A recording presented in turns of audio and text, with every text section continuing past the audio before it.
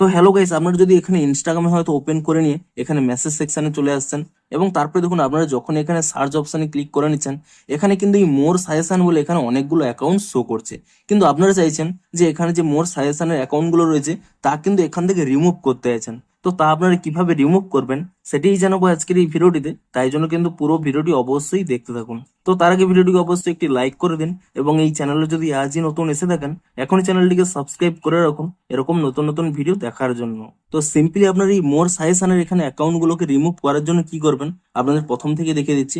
আপনারা যখন এই সার্চ বারে ক্লিক করে নেবেন, এখানে দেখুন মোর সাজেশনের অ্যাকাউন্টগুলো রয়েছে। সিম্পলি দেখুন এখানে কিন্তু একটি নতুন অপশন পেয়ে যাবেন, এডিট বলে।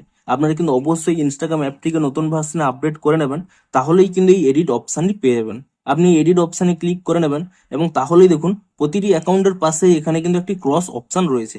সিম্পলি কি করবেন, এখানে এই ক্রস অপশনে ক্লিক করে নেবেন, তাহলেই দেখুন এখানে কিন্তু শো করবে রিমুভ ফ্রম সাজেশন। আপনারা কিন্তু সিম্পলি এখানে এই রিমুভ অপশনে কিন্তু ক্লিক করে নেবেন, তাহলে দেখুন অ্যাকাউন্টটি কিন্তু রিমুভ হয়ে গেল।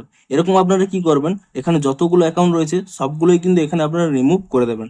দেখুন এভাবে কিন্তু এখানে রিমুভ করে দেবেন এবং তাহলেই দেখুন এখানে কিন্তু মোর সাজেশনে কিন্তু কোনো অ্যাকাউন্ট নেই। এবং আপনারা দেখুন সিম্পলি এখান থেকে ব্যাক করে নিচ্ছি এবং তারপরে দেখুন একবার রিফ্রেশও করে নিলাম এবং আমি যখন এই সার্চ বারে ক্লিক করে নিচ্ছি এবং তাহলেই দেখুন এখানে কিন্তু মোর সাজেশনে কোনো অ্যাকাউন্ট কিন্তু আরো শো করছে না। তো এভাবেই কিন্তু আপনারা এই মোর সাজেশনের অ্যাকাউন্টগুলোকে রিমুভ করতে পারবেন। তো ভিডিওটি যদি একটুও হেল্পফুল বলে মনে হয় অবশ্যই একটি লাইক করে দিন। দেখা হচ্ছে আরো কোনো ইন্টারেস্টিং ভিডিওর সাথে। Thanks for watching.